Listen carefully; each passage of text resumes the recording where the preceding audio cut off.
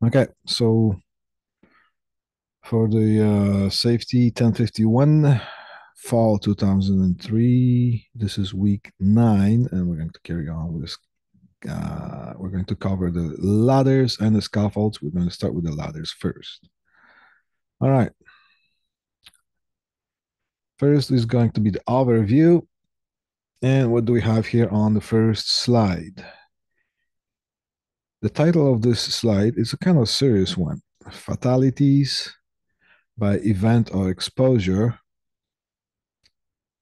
And this is just some sort of statistics from the NHAB, Residential Construction Industry Fatalities 2003, 2006. That was somewhere in the States. It doesn't matter where it is because in North America, statistics are going to be pretty much almost the same. So here's what the situation is: fatalities by event or exposure. Fatalities means that there was an accident and somebody actually died. All right, and here's the pie chart. All right, starting from the smallest pie piece, fires and explosions. It's about 2% of this whole pie chart. 2%, too many, too much. Assaults and violent acts in the violet. It's about 3%. 3%. Transportation accidents, 14%. Exposure to harmful substances or environments, about 18% right here. And contact with objects and equipment. See, things go bigger. Now, what takes the cake on this pie chart is the falls. So, well, needless to say that this is quite important. Now, this is fatalities. That means some people died. That doesn't include people who fell and just got injured. It will be much bigger. So we're going to address this part of this pie chart right now. Now, the next slide is going to show us the division of just the falls, what kind of falls. So this is going to become the whole pie chart and it's going to be divided on what kind of falls. So let's get to the next slide. There we go. All right. Excuse me. Uh, Here is the 1%. Falls downstairs or steps. Fall. Okay. Fall. If somebody falls down, stair on the stairs or on steps. Uh, it's about 1% of that. Um, then we have the falls on the same level. That's really important. Here, I'm going to stop for a sec, and I'm going to point you to something. Whenever you're going to enter a construction site, any serious construction site, and they all should be serious, but the bigger it is, the more seriously things are being organized. You're going to see all kinds of environments. It is your responsibility for to take care of yourself. Nobody is going to watch you and hold you by your hand to make sure nothing is going to happen to you. What we're going to notice is that people are going to give you rules to go by to minimize the probability of you getting hurt. But still, you are you, and nobody's going to take care of you better than you. That reminds me, I'm going to digress just a little bit. That reminds me seeing people crossing the street. What do we see here? It's like a plague right now. Um, on the cell phones, crossing the street on the cell phones. It is your responsibility to not get hit by the car. That's just the way the nature works. Yes, it is the driver's responsibility of the drivers of the cars to not hit you, of course. And if they do, they're going to get in a lot of trouble. But you're going to get in bigger trouble. And you still have the right of way. That reminds me that there was a picture of somewhere I saw that it was a picture of a tombstone with a sign on it, and it says, "Here lies the one who had the right of way." Okay, you don't want to be underneath that tombstone. Right? So on the construction sites, the first day you're going to have to designate not for work, but for the safety training. And anybody who enters a construction site during the first day, you're going to get the safety briefing by the safety officer that is basically appointed by the construction company to take care of the safety. Well, safety officer is that position, more or less. Sometimes the name might vary. Right? And you're going to get a lot of talking. They will play some videos for you just to raise your awareness. And they will tell you what you should not do, or what should do, or mostly what you should not do. And if they see you do that, they will just kick you off the site and let your boss know. All right.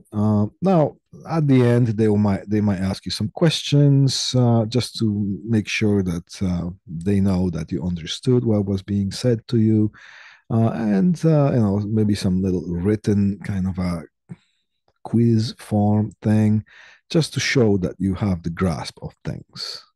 And on one of the construction sites, when I had the briefing, I was asked a question. And the question was, how high do you have to be?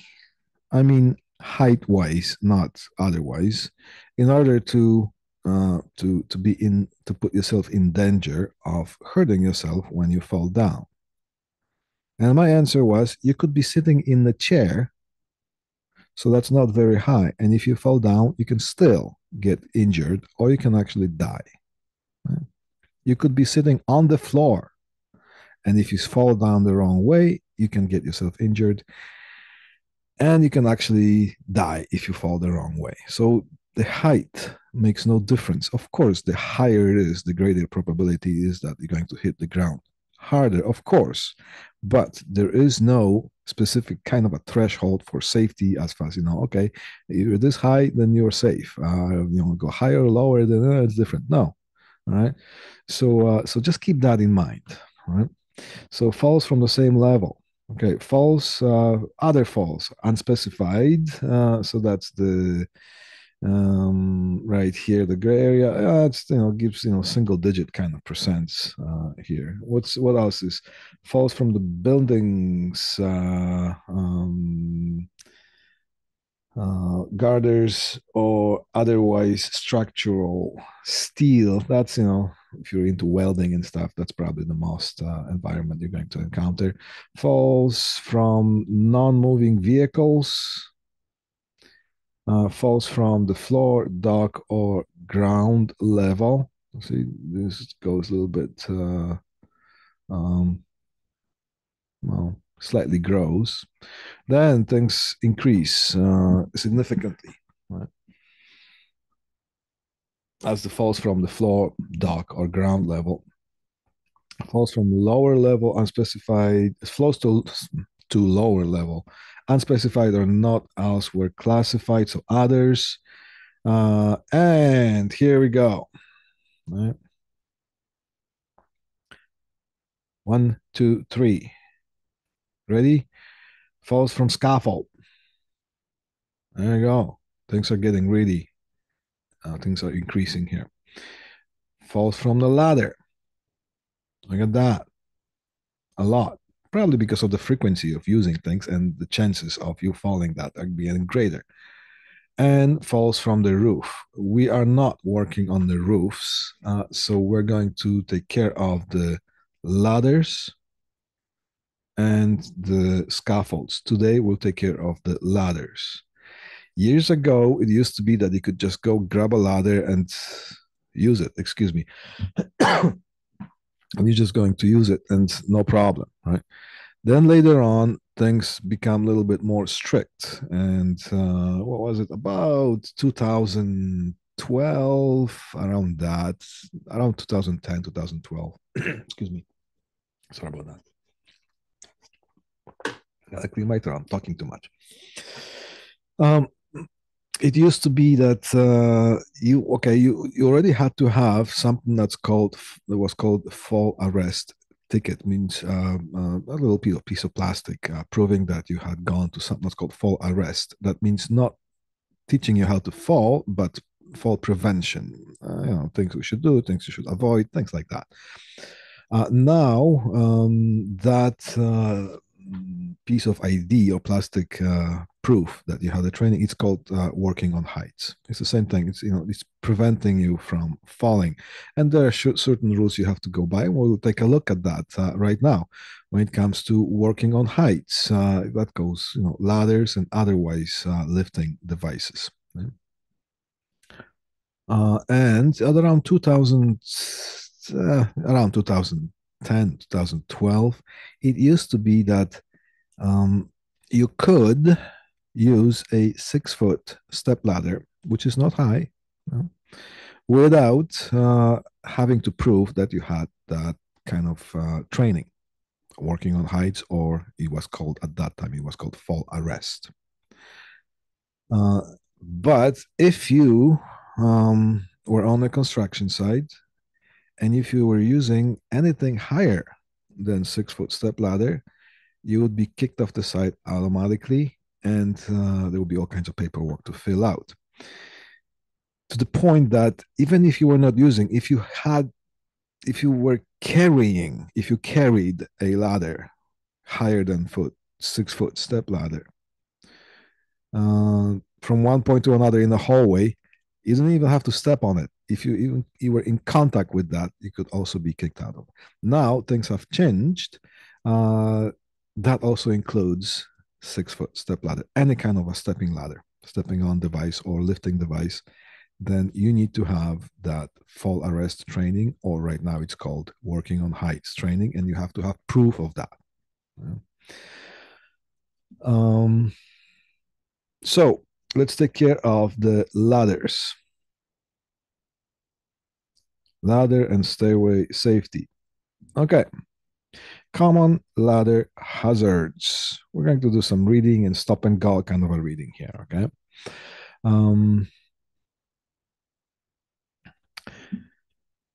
Hazards tell us that something can happen.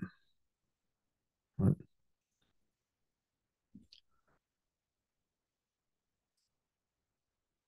And the risk tells us the probability of something to happen. So what kind of hazard? Common ladder hazards. Hazards can cause you to get injured. Now the hazard is improper setup. Ladder has, like any kind of device, it was designed in a specific way to work in a specific way and to be used in a specific way. Just, we had the lecture about using the hand tools. Now, ladder is also a tool, and it was designed in a certain way, and it's supposed to be used in a certain way. If you are using it in a way that it was not designed to perform, you are creating a hazard for yourself. Now, portable ladders not 3 feet above the landing surface. Put that in the back burner, because few slides down the road here, in a couple minutes, you will know what that means. Basically, the ladders have to extend 3 feet above the surface that you're stepping onto. Right? And we'll look at some of the details now. Now, if ladders are not secured correctly, usually that goes with the straight ladders, not the step ladders. Step ladders is just like the letter A, okay? Or the inverted V type of thing. It's a self-supporting device. Straight ladder has to lean against something, and it has to be secured correctly. Otherwise, things can happen, and sometimes they're not pretty. Now, being about longer than 30 years in the business, I have seen stuff. And to be honest, sometimes it just, whenever I close my eyes, some of the situations, I wouldn't say they haunt me, but they're not really pleasant. Sometimes, some things when you see, they stay with you. Right? Now, what would be the other hazards? If you're standing on the top 2 steps of a step ladder, we will take care of that. Ladder has few steps. You're not supposed to stand on the top and on the second down. on this first down from that. The two steps are not steps. You're not supposed to be standing on that. Overreaching when working from a ladder. That's a common thing. Sometimes you just want to. It just takes, okay, no, it's going to take me just 2 seconds to kind of close that flap or do any kind of a thing. I'm just going to quickly reach over, and because otherwise I have to come down, reposition the ladder and climb up, and it's Friday afternoon and you really want to go home, right? Well, you might be going somewhere else than home. Hopefully not for your new home. All right. So overreaching is a common, and we will look at some of the well, I should fire up the Photoshop board,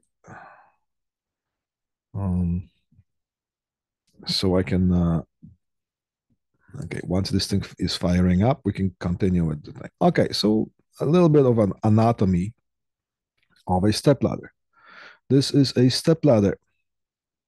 It has steps,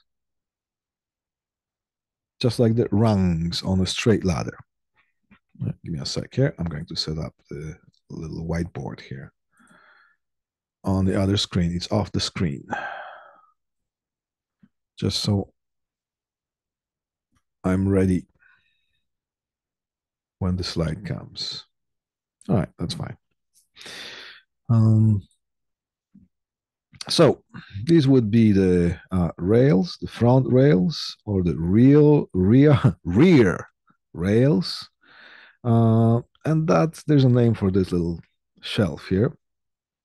Pail. So if you're a painter, you can put your pail here, or pail with your tools. There you go. You have the feet. You got the cross braces here, or braces. These are not to be stepped on. They are not meant to hold human weight. Excuse me. You're supposed to step. Now, when we are talking about the two top steps, this here is not to be stepped on, and this here is not to be stepped on. If a safety inspector sees you using either one of those, and make no mistake, I'm not just saying this thing because it's a school and I have to say that.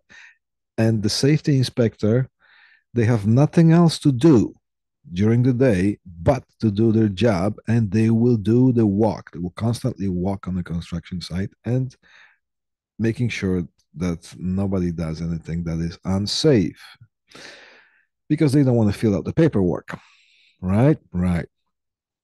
They see you stepping on that, again, boom, you get kicked off the site. And it's kind of unpleasant because, well, your employer might not like that fact. Okay. All right. So a little bit of an anatomy of the step ladder. Okay, next slide. Choosing the right ladder. All right. Before stepping onto a ladder, think about these things. Duty rating, and we'll talk about that in a second, of the ladder, what capacity it can hold. Well, the right thing for the right job, right? Height of the ladder. Is it too short? Is it too tall? Of course, condition of the ladder and instructions unique to the list. Ladders do have instructions as well. And they are usually in the form of the stickers that are put right on the ladder itself. Usually. Right. Okay, next slide. Here is the rating. See here? Duty rating of the ladder. Let's see what we have here. You're going to see that's basically on the stickers, right on the ladder here. The lightest duty is the category 3. Again, we got the categories. So remember, we were talking about the categories of category of data cables, Cat5e, Cat6, and so on. We haven't studied those yet, so they're categories, but this is not the categories we're talking about. We had the categories of meters, which kind of a category of a meter can we use if it's on the outside of the house? Or what is it if it's a short branch close to the electrical panel or the distribution panel?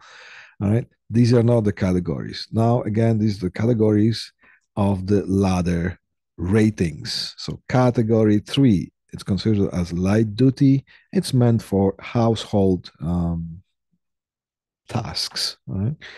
And it is rated for 200 pounds.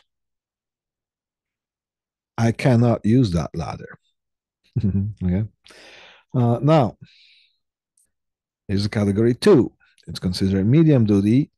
That already can be used in a commercial setting, and it's rated for 225 pounds. Sometimes I can use that ladder. Okay. Let's say I can. Excuse me. All right. Now, there's category 1, considered heavy duty industrial. This is pretty much the one that you want to have as the go-to ladder.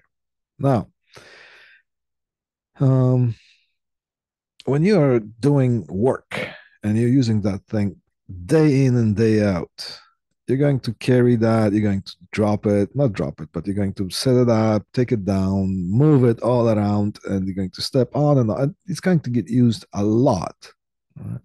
It is a little bit heavier to carry, but it's going to last you a long time. And yes, you're going to get used to the weight of that kind of a ladder.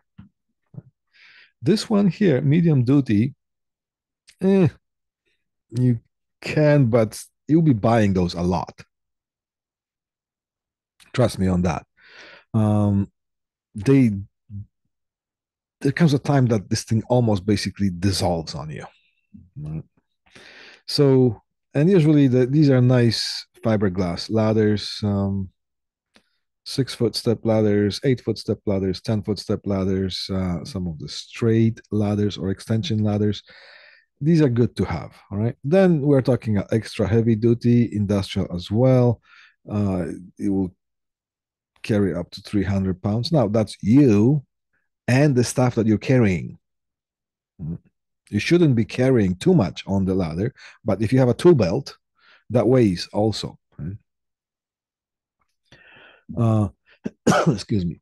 And then there's well, that was the single A, and there was a double A, special duty rugged ladder, and of course that these will be the ladders that you see when the workers do some work on the utility poles. It sometimes it takes two people to set up some of the bigger ladders, right? And usually that will be like extension ladders. All right, so select a ladder with the proper duty rating for your weight and the materials you are handling. Something stuck in my, I'm sorry, stuck in my throat. All right. So that as far as and this will be the stickers that you would see. Now, this is a typical step ladder ID label. It will be on the side rails. And extension ladder. We'll take a look at the differences between those two. Well, what do we have here? Well, this will be the brand name here and star performance based on the star rating or whatever it is. Load capacity here. Step ladder, extension ladder. 300 pounds, 375 pounds. All right. So they're pretty close to, duty rating. And this was the, I don't know, you can't see it. It's those here and here. Okay. That's the information right there. And the ladder size. So this is a 6-foot step ladder. This is a 24-foot extension ladder, which is a straight ladder that kind of like I don't want to say telescopic, but that's the closest thing that comes to my mind as far as describing it. It moves. It can be extended. We will take a look at that a couple slides down the road. Maximum reach. That's as far as you can reach from Well, that's approximate because everybody has their own. If you're standing on the step ladder, of course, also in the extension ladder, you're standing on the second or the third last step. So here's the top cap. Here's the one step before that, not to be standing on. And here is one that you're supposed to be standing on. If you're standing on that one, not this one, not this one, not that one, this tells you here maximum reach, how far, how high you can reach. Most of us, right? We have different heights. Okay. Um, Now, highest standing level. This one shows 3 feet and 10 inches. Yeah, if you're standing here on that 6-foot step ladder, of course it will be longer here. Then that's where your feet would be, and that tells you that number right here. And there's a model ID number, so it's just cataloging things. And of course, you got the barcodes and whatnot. Yeah. All right, so these would be the stickers telling you. So pay attention to that while choosing the ladder. So we looked at the step ladder. Now we're looking at the extension ladder. This is what I mean here. Look, pretty much, or it is, the distance between the prongs or the rungs, yeah, prongs, is 1 foot. So we go 1, 2, 3, and some little bit. That is the proper setup of a ladder. It should extend 3 feet above the landing area, so you could get onto that and get off of it safely. All right, now here's the anatomy of this thing here. Here is the well, here's the slide rail. This is pretty much a stationary rail. Things slide on it. So there's 2 rails. Here's a slide rails, or there will be the base, consider the base section. And here would be the fly section. So this, of course, is based on the ground and doesn't go any higher. As it stands, it stands.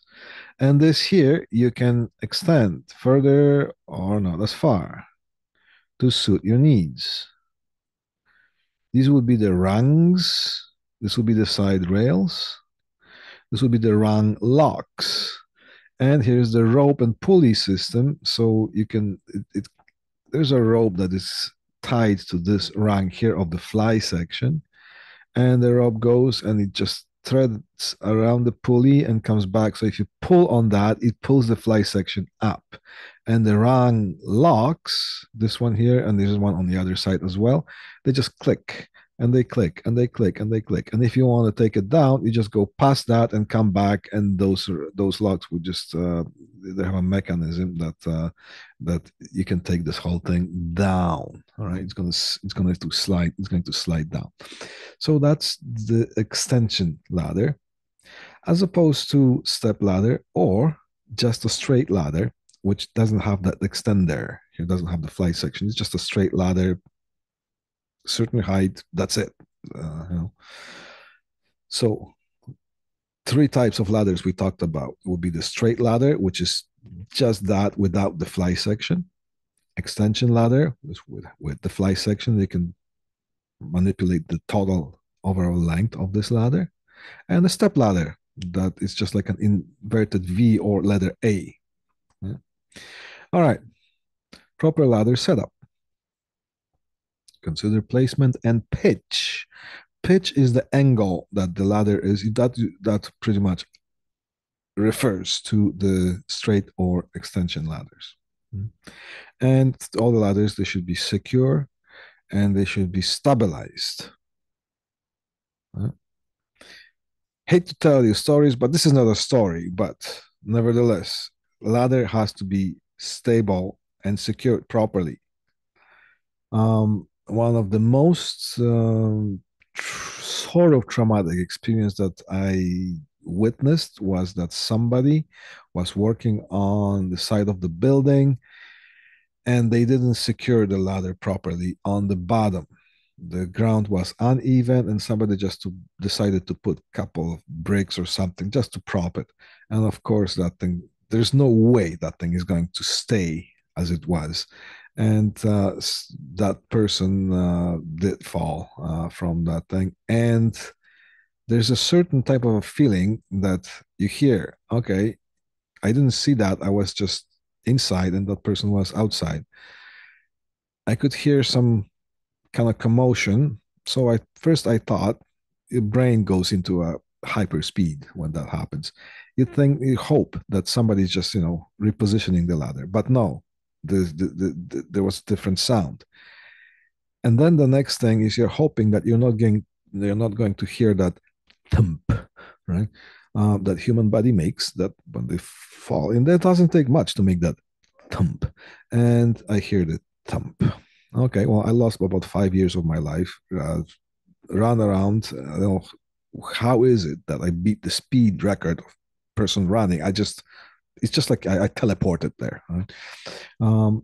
And I was ready for, I don't know, for some pictures that I didn't want to see. However, thank God, nothing happened to that person.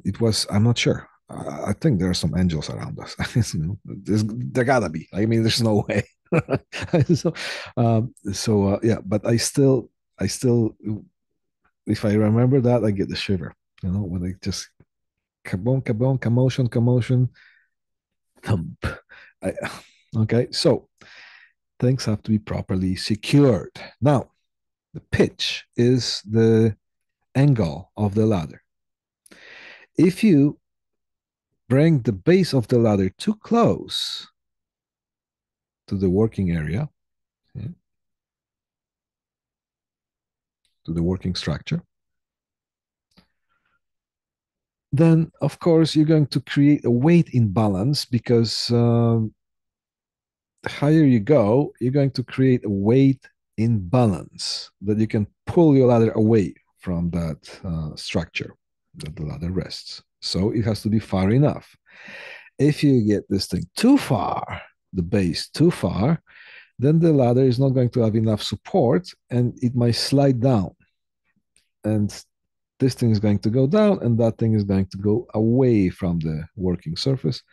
And either way, you go down. Right? So, extension ladders should be used at, or straight ladders as a matter of fact as well, 4-to-1 pitch.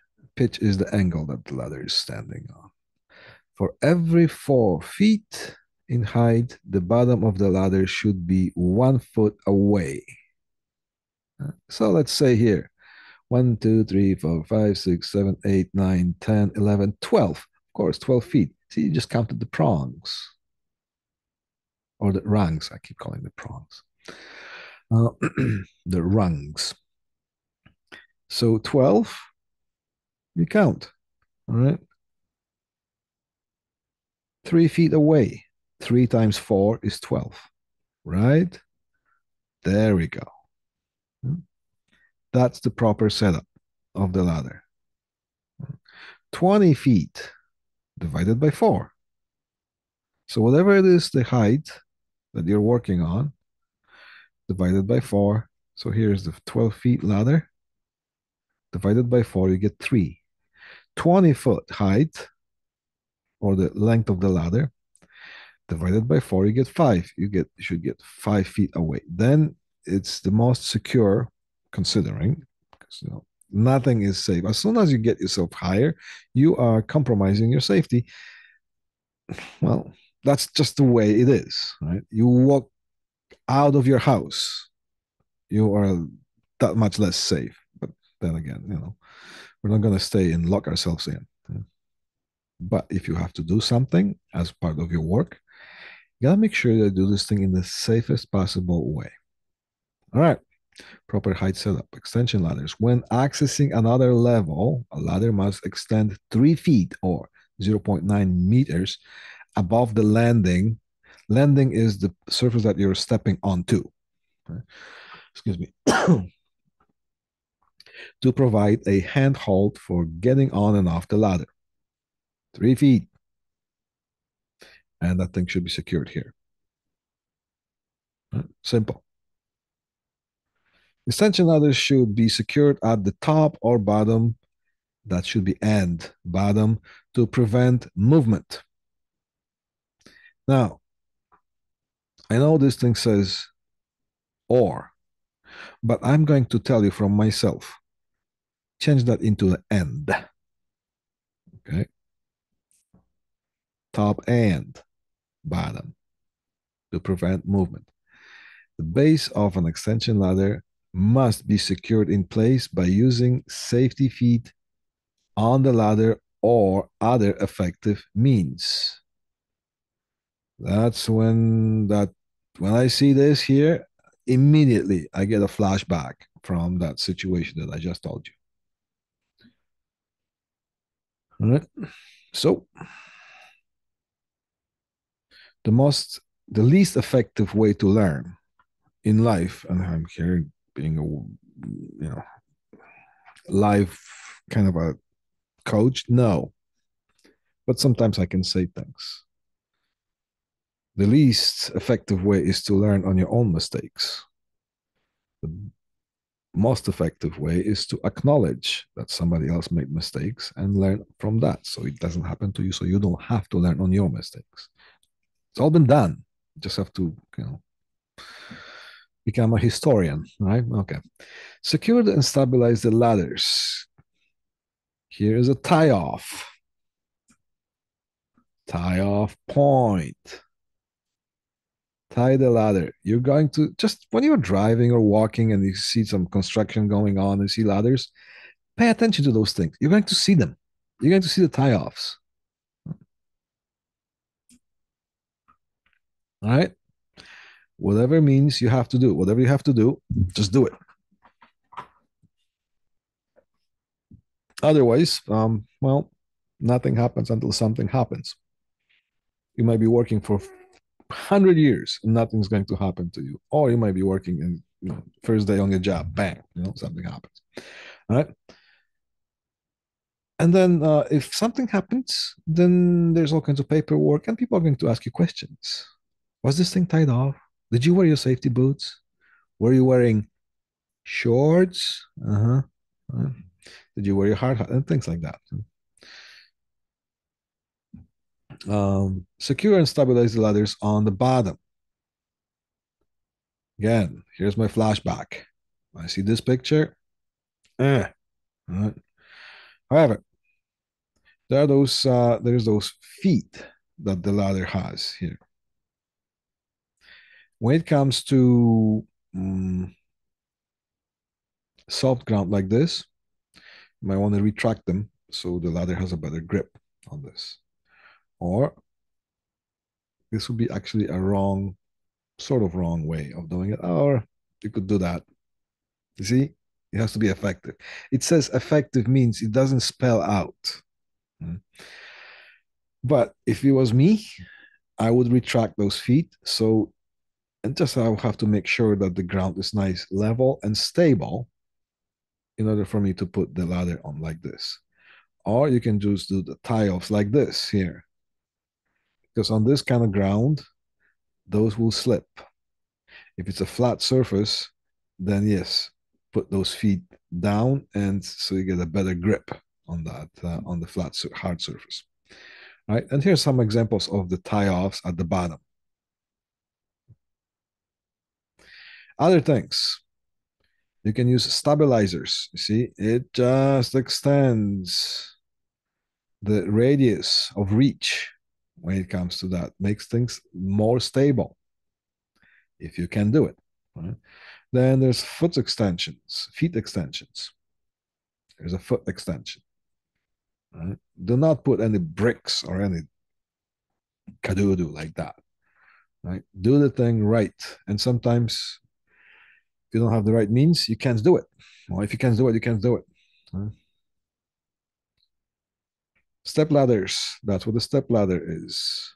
Only use in fully open position on firm level has to be fully open and those cross braces have to be locked. Do not use a step ladder that is folded or in a leaning position. Sometimes you're going to see people folding it and use it as a straight ladder, just lean against some kind of a surface. That's not how is meant to be used. Never sit or stand on top two rungs. Consider work height when selecting a step ladder. Well, this is self-explanatory.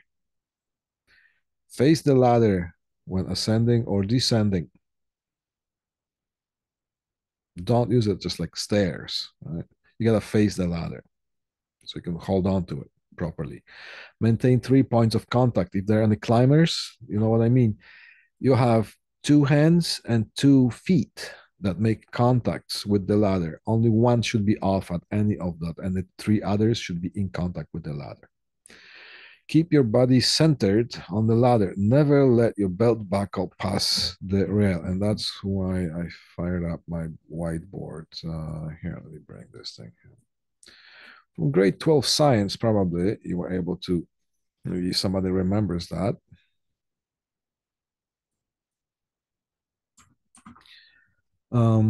If you have a structure, and here is the ground level. And let's say you hung a little pendulum that this pendulum would be right at the center of the gravity of this object. If you tilt this object,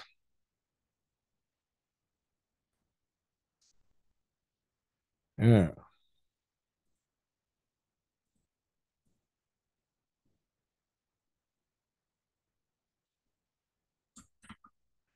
if you start tilting the object, the center of the gravity is going to move. It's going to kind of respond. I'm not going to draw this, right? If you keep tilting, at some point, that center of the gravity is going to go beyond the base, right here. As soon as that center of the gravity goes beyond the base, you are tipping. There's no way. It's going to fall. Right? So when here's this thing, always keep your body centered on the ladder. And here's the last statement on this page. Never let your belt buckle pass either of the side rails. It's just like having this center of gravity. More or less, our belt buckle is our center of the gravity. If that goes beyond the rail, chances are huge that you are going to tip the ladder because the center of the gravity is going to go beyond the base of the object, which is a ladder in this. Maintain a safe position, on the ladder, continuing. Well, what can we see here? 3 points of contact. 1, 2, 3, 4. Only one goes off at any of the time. You might look like a kind of an awkward spider when you're walking on it, but you get used to it. Right? Proper position. Well, that will be a proper position of using the ladder. See, this person doesn't have anything in his hands. His hands are free to just make contact with the ladder that he's climbing. Tools, he has his tools in his belt. Or the other way would be have this thing in the kind of like a bucket or a pail and have a rope. So you go climb first and you pull that bucket with the tools on the rope to get this thing to where you're supposed to be. All right. Is that the last slide? That's the last slide. Okay. Because this is electrical pre-apprentice class, so we have to do have something to do with electricity. Right? So aluminum, or if you're from UK, would be aluminium ladder. Aluminium or aluminum is a metal and it conducts. Try to avoid aluminum ladders while working on anything that has to do with electricity because it conducts. What you want to use is the fiberglass ladders because there's a less chance of you getting electric shock or becoming electrocuted. One is just getting inconvenient, and the other one is, well, let's say more than inconvenient. All right, so that's as far as the ladders. Look at this, perfect timing. It's 10 to 1, and now I have I have time to set up for the next class, which is at 1 with the other group, and you have a chance to get ready for your next class or whatever you have to do. Okay, I'll see you when I see you. Thank you very much, guys and gals, and till next time. Actually, tomorrow, right? Okay, thank you.